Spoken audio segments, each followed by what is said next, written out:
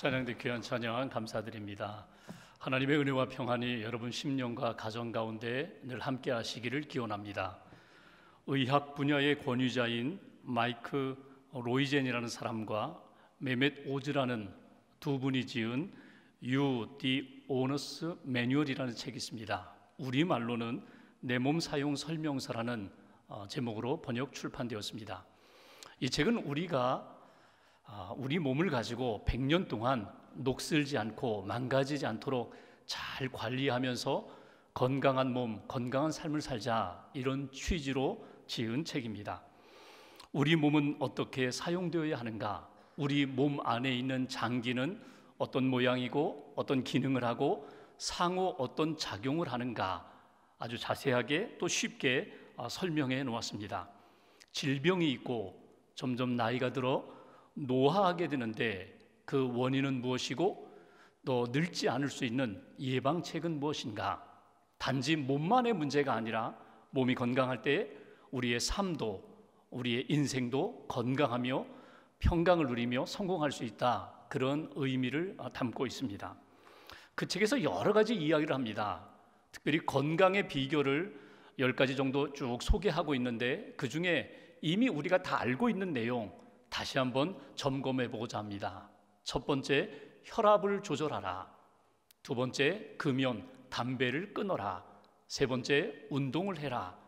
적어도 매일 하루에 30분 정도 움직이면서 꼭 운동을 하라.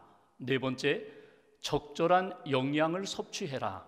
굶지 말고 편식하지 말고 또 맛있다고 과식하지 말고 적절하게 먹으라는 것입니다. 그리고 한 가지를 더 꼽으라면 아주 중요한 것, 스트레스를 조절하라고 이야기합니다. 우리가 이 땅을 살아가면서 스트레스 없는 환경, 그런 조건 없습니다. 다 스트레스를 받고 있습니다. 문제는 그 스트레스를 내가 어떻게 조절하고 있느냐.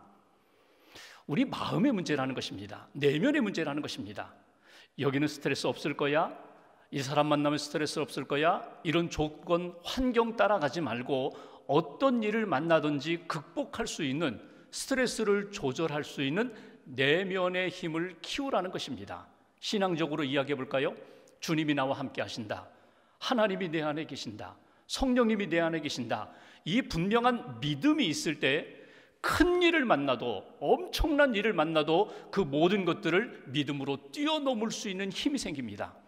반대로 힘이 없어요. 내면적인 힘이 없어요. 믿음이 없어요. 하나님이 나와 함께 하신다는 확신이 없을 때에 아주 작은 문제를 만날 때에 그 문제 때문에 시름시름 앓기도 하고 근심하기도 하고 스트레스 때문에 눌리기도 하고, 그래서 몸이 망가지고 병들게 된다는 것입니다. 여러분은 어떻습니까? 여러분은 육신의 건강 또 영혼의 건강 상태는 어떻습니까? 여러분은 건강을 위해서, 영적인 건강을 위하여, 육신의 건강을 위하여 오늘 무엇을 하고 있습니까? 오늘 본문은 야곱이 라반 외삼촌 집을 떠나서 고향 땅 아버지 집으로 가족들을 이끌고 떠나는 장면입니다. 이렇게 20년 동안 오래 살 줄 몰랐습니다. 형이 화가 나서 잠깐 피해 왔는데 어머니 리브가가 이야기했죠. 형 화가 풀리면 내가 소식 전할 테니까 돌아오면 돼. 며칠 몇 달이면 돌아올 줄 알았는데 20여 년의 시간이 흘렀습니다.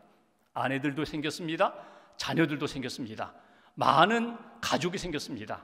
이제는 돌아가야지 믿음으로 결단했습니다. 그리고 집으로 돌아가는데 외삼촌에게 이야기하지 않습니다. 혹시라도 막을까봐, 붙잡을까봐, 방해할까봐. 그래서 가족들을 데리고 이제 고향 땅으로 가는데 3일 정도 지나자 외삼촌이 알았습니다. 야곱이 가족들을 이끌고 자기 딸들을 이끌고 그리고 고향으로 떠났다고. 7일 동안 추격해 옵니다. 그리고 7일 만에 만났습니다. 그 자기 앞에 있는 라반 외삼촌을 향하여 오늘 야곱이 지난 20년의 세월을 돌아보면서 신앙으로 고백하는 내용이 오늘 본문의 내용입니다. 오늘 본문 요절 42절을 다시 한번 봉독하겠습니다. 42절 한 절, 야곱의 신앙 고백입니다. 함께 봉독합니다. 우리 아버지의 하나님, 아브라함의 하나님, 곧 이삭이 경외하는 이가 나와 함께 계시지 아니하셨더라면 외삼촌께서 이제 나를 빈손으로 돌려보내셨으리이다마는 하나님이 내 고난과 내 손의 수고를 보시고 어젯밤에 외삼촌을 책망하셨나이다. 아멘. 여기 보시면 중요한 구절이 하나 있습니다. 하나님이 내 고난, 내 손의 수고를 보셨습니다. 하나님이 나를 보셨다는 거예요.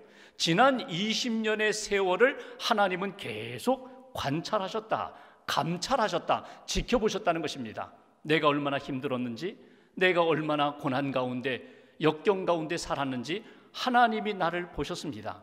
이것은 야곱의 신앙 고백입니다. 하나님이 나를 보셨습니다. 이 신앙 고백에 담겨있는 야곱의 신앙은 무엇이고, 오늘 우리가 이 믿음으로, 이 고백으로 하나님 앞에 나아가면서 꼭 붙들어야 할 믿음의 자세는 무엇일까? 다시 거슬러 올라가 40절을 보겠습니다. 야곱이 어떤 시간을 보냈는가? 40절 제가 봉독합니다. 내가 이와 같이 낮에는 더위와 밤에는 추위를 무릅쓰고 눈 붙일 겨를도 없이 지냈나이다. 양과 염소, 목동으로서 살면서, 양치는 사람으로 살면서 밤낮 가리지 않고 힘든 시간을 보냈다는 거예요. 육체적으로 많은 힘든 일들이 있었다는 것입니다. 41절 한 절 같이 봉독합니다. 내가 외삼촌의 집에 있는 이 20년 동안 외삼촌의 두 딸을 위하여 14년, 외삼촌의 양떼를 위하여 6년을 외삼촌에게 봉사하였거니와 외삼촌께서 내 품삯을 10번이나 바꾸셨으며. 지난 20년을 야곱이 이렇게 정리합니다. 14년, 6년, 더 세분화하면 7년, 7년, 6년. 제가 이렇게 14년을 살았습니다. 처음 7년, 자기가 사랑하는 라헬을 아내로 준다고 해서 이 집에서 머슴살이 했습니다. 종살이 했습니다. 그런데 아내를 얻을 것이라는 기대와 기쁨 때문에 7년이 단 며칠처럼 그렇게 빨리 지나갔다는 거예요. 이제 지나가면 7년만 있으면 아내를 만난다, 사랑하는 라헬을 아내로 맞이한다. 그 기쁨과 기대로 7년을 그렇게 빨리 보내고 결혼을 했는데 라헬이 아니라 레아를 아내로 얻게 됩니다. 라반이 속였어요. 외삼촌이 속였어요. 그리고 다시 라헬을 아내로 줄 테니까 7년을 더 섬기라는 거예요. 그래서 두 아내를 맞이하면서 또다시 7년을 양치는, 염소치는 목동으로 살았습니다. 근데 너무 힘들었어요. 똑같은 7년임에도 불구하고 두 번째 7년은 고난의 시간이었습니다. 두 명의 아내, 또 두 명의 아내의 몸종, 그래서 4명의 여인들을 통해서 12명의 자녀를 얻었어요. 자녀를 얻었지만, 그렇게 많은 자녀를 얻었지만 하루도 편한 날이 없었어요. 여인들이 서로 자녀 경쟁하듯이 또 질투하고 시기하고 어느 한순간도 평안한 날이 없이 그렇게 내가 7년을 보냈습니다. 그리고 모든 계약이 끝나고 6년 동안 내가 외삼촌의 양을 치지 않았습니까? 그 6년의 양을 치면서 내가 너무 힘들었습니다. 그러나 그때에 하나님이 내게 은혜를 주셨습니다. 하나님이 나에게 새로운 역사로 나를 훈련시키시고 다듬해 주셨습니다. 20년을 이렇게 정리하는 야곱의 그 이야기를 쭉 들어보면은요, 이렇게 요약할 수 있어요. 지난 20년이 눈물의 세월이었습니다. 고난의 시간이었습니다. 이것이 오늘 야곱의 고백입니다. 여기에 담겨있는 야곱의 신앙 고백, 오늘 우리에게 주시는 메시지가 있어요. 첫 번째 메시지, 하나님이 나를 보셨다는 것입니다. 하나님이 나를 아신다는 것입니다. 특별히 하나님이 나의 고난, 나의 눈물, 나의 힘든 시간을 하나님이 아셨습니다. 이것이 오늘 야곱의 고백입니다. 여러분, 하나님이 지난 나의 삶을 다 알고 계세요. 내가 얼마나 육체적으로, 내가 얼마나 정신적으로, 내가 얼마나 경제적으로 사람들과의 관계 속에서 힘든 시간을 보내왔고 지금도 보내고 있는지 하나님이 다 알고 계신다는 거예요. 야곱의 고백을 볼까요? 육체적인 고난, 오늘 여기 성경에 있는 것처럼 밤낮 가리지 않고 내가 양치는 것 때문에 힘들었습니다.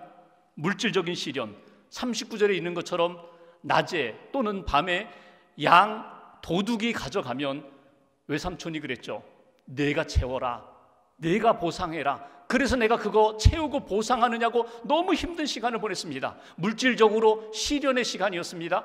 그런데 이런 육체적인 고난이나 물질적인 시련 못지않게, 아니 더 힘들었던 것은 뭐냐면 가족관계, 사람들과의 관계, 인간관계 속에서 만나게 되는 고통이었다는 거예요. 외삼촌이 나에게 품삯을 오늘 41절 끝부분에 이렇게 표현하죠. 10번이나 바꾸셨습니다. 거짓말했다는 거예요. 결정적인 시간에 나에게 거짓말했고 순간순간마다 나에게 주어야 할 품삯을 주지 않으려고 그렇게 바뀌어지는 외삼촌을 보면서 제가 얼마나 상처를 받았는지 아세요? 이것이 오늘 야곱의 고백입니다. 여러분 스스로 생각해 보십시오. 지금까지 살아오면서 내가 겪었던 많은 고난이 있어요. 육체적인 고난, 정신적인 고난, 경제적인 고난. 그런데 여러분, 가족 안에서 사람들과의 관계 속에서 겪었던 많은 아픔과 상처들, 교회 안에서 성도들과 교제하면서 처음에는 너무나 좋았는데 시간이 흘러가면서 서로 오해가 생기고 틀어지면서 겪었던 많은 아픔들, 상처들, 직장에서 이웃과의 관계 속에서 오랜 친구, 30년 지기 친구와 함께 그렇게 잘 살아왔는데 어느 한순간 오해가 생기면서 서로 원수지간이 된 것, 이런 인간관계 속에서의 고통과 아픔 너무나 크다는 것입니다.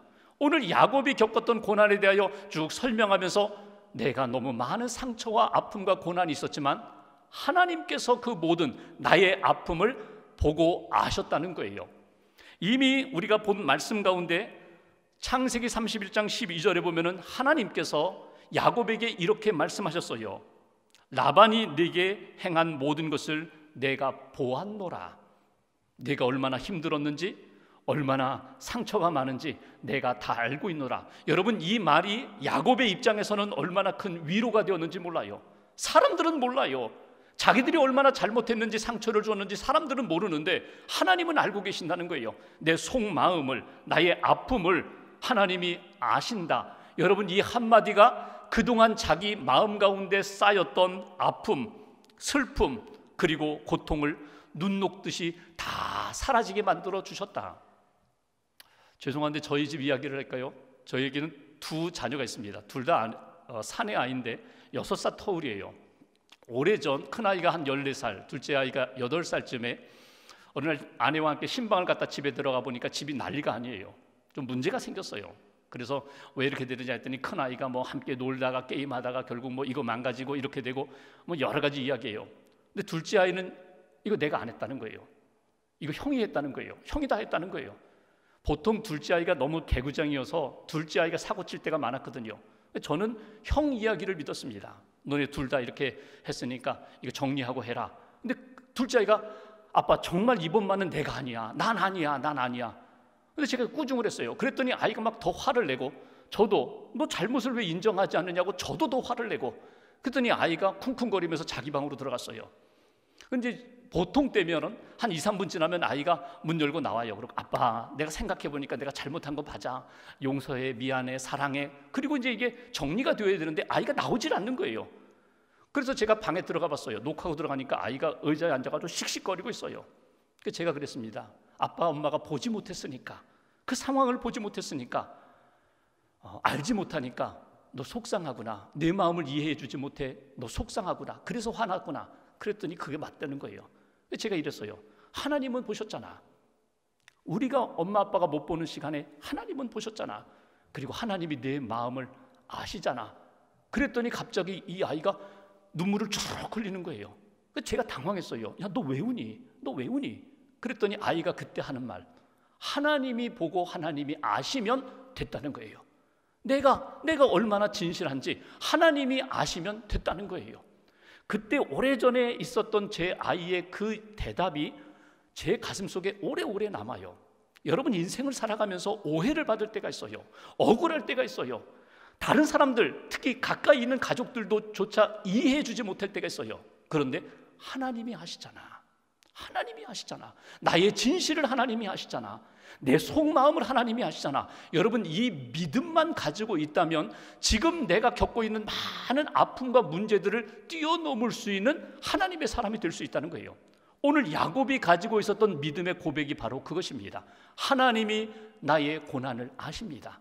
하나님이 나의 아픔을 아십니다. 하나님이 내가 얼마나 힘든지 사람들은 모르지만 하나님은 알고 위로해 주십니다. 여러분, 이 믿음의 고백으로 하나님 앞에서 위로도 받으시고 하나님의 은총 가운데 다시 한번 어두움이 걷히고 빛의 역사로 채워지는 그런 은혜가 있기를 주님의 이름으로 기원합니다. 두 번째로 42절 말씀 보십시오. 42절 중반부에 보면 이런 표현이 있어요. 이삭이 경외하는 이 하나님입니다.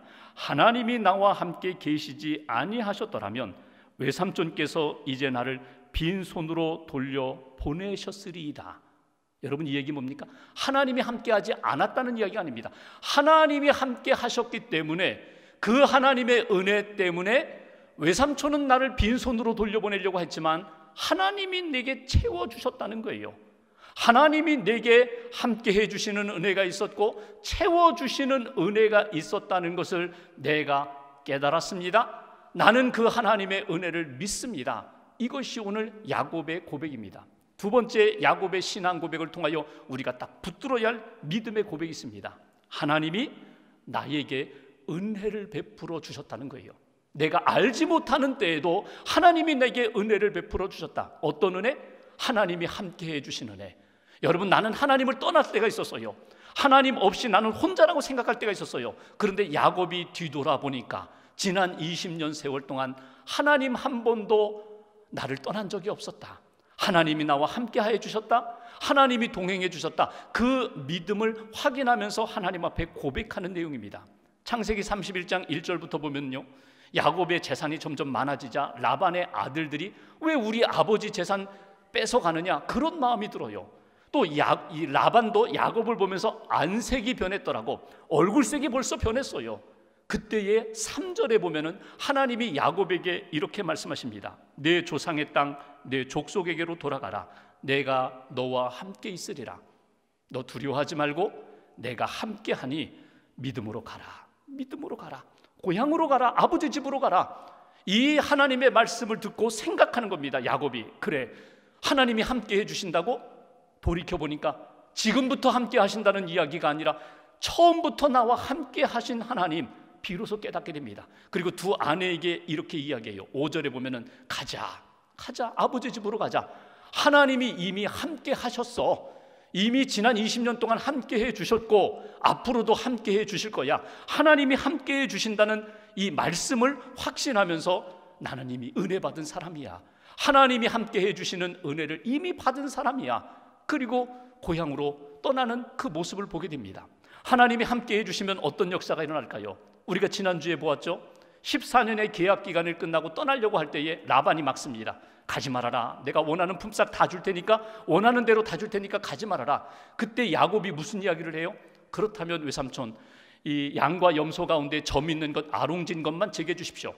당시에 보통 목자들이 받는 품삯은 모든 이익의 10% 내지는 20%를 받습니다. 그런데 그것도 상관없다는 거예요. 그냥 나에게 아롱진 것, 점 있는 것, 그것만 나에게 주십시오. 라반이 쾌재를 부르면서 주겠다고. 그리고 나서 그날 어떻게 해요? 아들들에게 점 있는 것, 얼룩진 것 다 3일 길 먼 곳으로 옮겨놓잖아요. 한 마리도 주고 싶지 않은 것이 라반의 마음인데 야곱의 이 담대함은, 이 용기는 어디서 생겼을까요? 하나님이 함께 하시면, 무에서 유를 창조하시는 하나님이 채워주시지 않을까. 인간적으로 뭐 이런 방법 저런 방법 써서 이 점 있는 새끼를 얻으려고 하고 아롱진 새끼를 얻으려고 노력을 해보았지만, 여러분, 그런다고 정말 점 있는 게 나오나요? 근데 성경은 이렇게 말씀합니다. 나오는 새끼들 가운데 튼튼한 것은 점박이로 나와요. 아롱진 것들로 나와요. 야곱은 뒤늦게 깨닫게 되죠. 이건 내 힘으로 되는 것 아니야. 하나님이 내게 주신 은혜야. 하나님이 채워주시는 거야. 내가 아무리 채우고 아무리 채워도 채울 수 없는 것, 하나님이 채워주셨어. 함께 해주시는 은혜, 채워주시는 은혜. 집을 떠났습니다. 여기까지 도망 오면서 라반이 막 추격해 오잖아요. 잡히면 또 죽는 것 아닌가? 잡히면 붙들리는 것 아닌가? 그런데 성경을 보시면 24절에 하나님이 그 전날 밤에 라반 꿈에 나타나셔서 하나님이 이렇게 말씀하십니다. 너 야곱 건드리지 말아라. 선악 간에 아무것도 말하지 말아라. 그 얘기 뭐예요? 이미 야곱은 내가 붙든 사람이야. 야곱은 내가 인도하는 사람이야. 야곱은 내가 동행하는 사람이야. 그래서 라반의 마음 가운데 혹이라도 잘못된 생각을 하지 못하도록 하나님이 개입하셨다는 거예요. 이것을 야곱이 듣고 무엇을 깨닫습니까? 하나님의 은혜로구나. 내가 만들 수 없는 것들을 하나님이 만들어주신 하나님의 은혜구나. 임마누엘, 동행하시는 은혜, 채워주시는 은혜, 역사하시는 은혜, 지켜주시고 인도하시고 돌보시는 하나님의 은혜가 있기 때문에 이제부터는 하나님 앞에서 믿음으로 살아가리라. 이것이 야곱의 신앙 고백입니다. 여러분, 우리가 인생을 살다 보면 하나님의 사인을 받을 때가 있어요. 꿈속에서, 또는 성경을 읽고 묵상하다가, 또는 어떤 사건을 만나서 사람들과 대화하면서 이건 하나님이 내게 주시는 꿈이다, 이건 하나님이 내게 주시는 사인이다, 사명이다, 이것을 깨달을 때가 있어요. 여러분, 이 믿음이 분명하다면 이 믿음을 이루기까지, 하나님의 뜻 이루기까지 하나님이 나를 떠나지 않으시고 붙들어 주시고 채워주시고 만들어 주신다는 믿음을 분명하게 확인하십시오. 하나님이 이루실 거야. 내가 이루는 것이 아니라 하나님이 이루실 거야. 아브라함 링컨이 대통령 재임 시절에 제일 잘한 것 중에 하나가 노예 제도를 폐지한 겁니다. 노예 해방한 것입니다. 여러분, 이 꿈을 언제 가졌는지 아세요? 링컨이 16살 시장에 갔다가 노예들을 사고 파는 장면을 보게 됩니다. 그러면서 하나님이 그 마음 가운데 이런 꿈을 셨어요. 내가 힘이 생긴다면, 내가 법을 바꿀 수 있는 힘이 생긴다면 어떻게 한 사람은 주인이 되고 한 사람은 짐승처럼 노예가 될 수가 있는가? 어떻게 피부 색깔을 가지고 어떤 사람은 자유인이고 어떤 사람은 종처럼 살 수 있는가?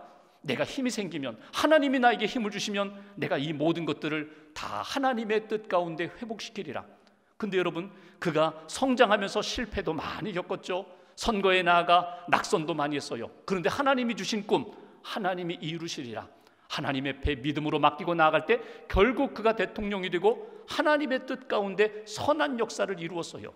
하나님이 나와 함께 하신다, 하나님이 채워주신다, 하나님이 지켜주신다는 믿음을 가지면 사도 바울이 로마서 8장에 이런 고백을 합니다. 31절에 하나님이 우리를 위하시면, 하나님이 나와 함께 하시면, 하나님이 은혜를 부어주시면 누가 우리를 대적하리요?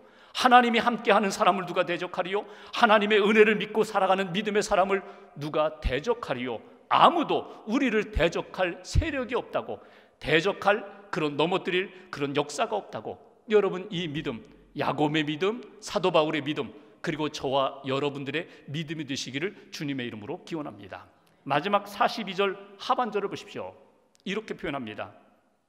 하나님이 내 고난과 내 손의 수고를 보시고 어젯밤에 외삼촌을 책망하셨나이다. 여러분, 이것은 하나님, 내가 할 수 없는 일이에요. 외삼촌의 그 마음을 내가 바꿀 수가 없어요. 틀 수가 없어요. 막을 수가 없어요. 그런데 누가 하셨다고요? 하나님이 외삼촌 꿈속에 나타나셔서 외삼촌에게 강하게 말씀하시면서 그 마음을 바꾸셨다는 거예요. 여러분, 이것은 무엇일까요? 하나님이 이루어 가시는 역사 가운데 내 주변에서 일어나는 일들, 내 삶 속에서 일어나는 일들을 통하여 살아계신 하나님, 그리고 하나님을 믿고 따라가는 믿음의 사람들을 끊임없이 다듬으시고 하나님의 사람으로 만들어 가시고 성숙한 믿음의 사람으로 세워주신다는 것을 야곱이 비로소 깨닫게 되었다는 거예요. 하나님이 나를 만들어 가시는구나, 하나님이 나를 성숙해 하시는구나.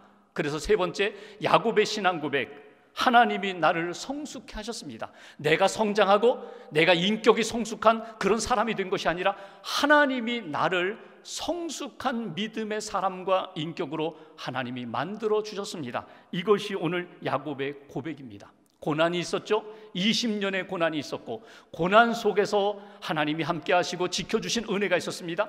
그리고 내가 만들지 못하는 역사를 하나님이 만들어 주시면서 너 두려워하지 말아라, 놀라지 말아라, 내 너가 함께한다.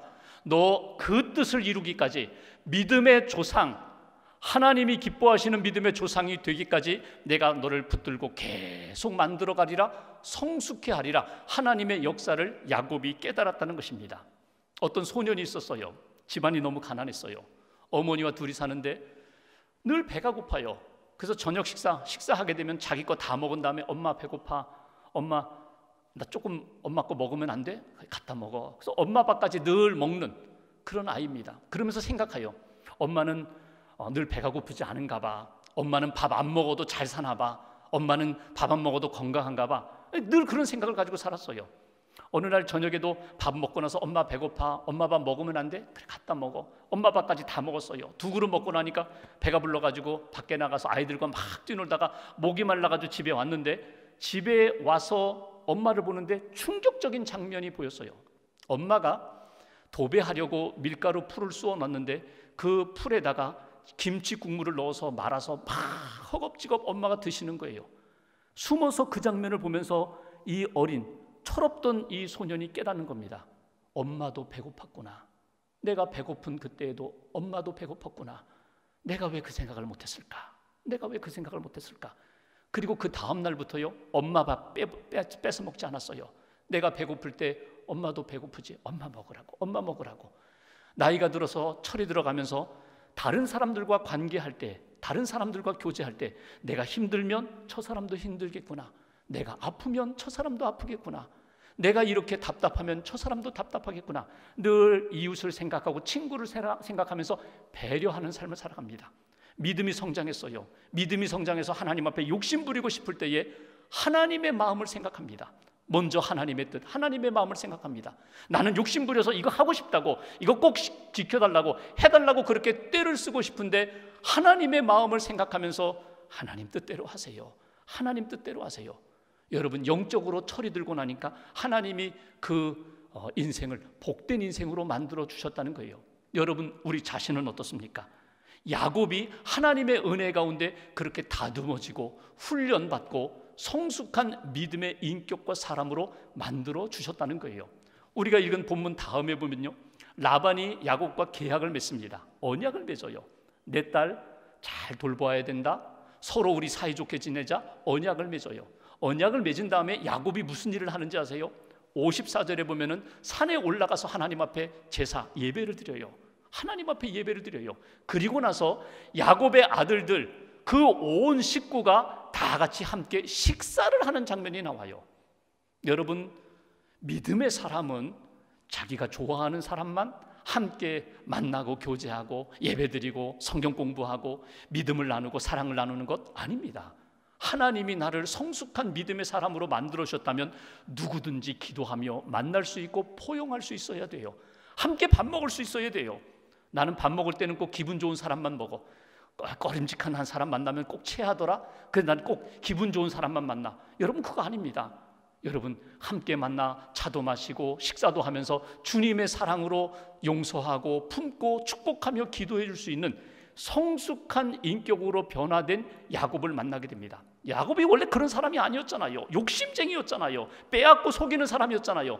20여 년의 시간을 흘러가면서 야곱이 하나님의 은혜를 받고 보니까 하나님이 기뻐하시는 믿음의 인격으로 성장하고 성숙해 되었다는 것입니다. 아브라함 링컨이 남긴 많은 말 가운데 남자 나이 40이면 자기 얼굴에 책임을 져야 한다는 말이 있어요. 들어보실 겁니다. 이 얘기를 언제 했는가 하면 한 친구가 한 사람을 소개하면서 이 사람 좀 채용해 달라고, 그때 링컨이 그 사람을 딱 본 다음에 얼굴 보고 노했어요. 왜? 그 사람 능력 있는데 그 사람 왜 채용해서 그 사람 좀 쓰지 않았느냐고. 그때 링컨이 이런 이야기를 합니다. 그 사람 얼굴 때문에 내가 안 썼어. 아니, 얼굴은 타고난 건데 그 얼굴 때문에, 그 외모 때문에 사람을 안 쓴다는 게 말이 되는가. 그때 링컨이 한 이야기가 이것입니다. 남자 나이 40이면 자기 얼굴에 책임을 져야 된다. 여러분, 얼굴이 뭡니까? 얼꼴입니다. 얼굴에 그의 마음, 그의 인격, 그의 성품이 그대로 다 나타난다는 것입니다. 링컨이 볼 때에 아무리 유능한 사람이라 할지라도 그의 얼굴에 덕이 없었다는 거예요. 그의 얼굴에 성품에 나타난 것이 아름답지 못했다는 것입니다. 여러분, 우리가 누구입니까? 그리스도인입니다. 은혜 받은 사람입니다. 하나님이 함께 하시는 인생입니다. 그러면 우리의 얼굴에, 우리의 삶의 모습에 빛이 나야죠. 반드시 빛이 나야죠. 예수님이 우리 안에 계시는데, 성령님이 우리 안에 계시는데 누구를 만나든지 저 사람은 예수쟁이야, 저 사람은 예수님을 믿고 사는 사람이야, 하나님께 소망을 두는 사람이야, 반드시 우리 얼굴에 빛이 나야죠. 그런데 우리 얼굴에 예수님을 오래 그렇게 믿었는데 내 안에 예수님이 계신다는 믿음이 있노라고 하면서도 내 얼굴에, 내 입술에, 내 삶에 어두움의 그림자만 가득하다면 하나님이 기뻐하시는 모습이 아니라는 거예요. 예전에 그 야곱을 변화시키셔서 성숙한 믿음의 사람으로 만드셨던 하나님의 역사가 오늘 저와 여러분들 가운데 역사하고 계십니다. 은혜 받고 하나님 앞에서 성숙한 믿음의 사람으로 쓰임 받겠습니다. 다시 한번 우리의 삶을 돌아보고 우리의 신앙을 돌아보면서 야곱과 같은 하나님이 기뻐하시는 믿음의 고백을 다시 한번 고백하시고 이 한 주간 동안 성숙한 믿음의 사람으로 어느 곳에서 누구를 만나든지 승리할 수 있는 저와 여러분 되시기를 주님의 이름으로 축원합니다. 기도하겠습니다.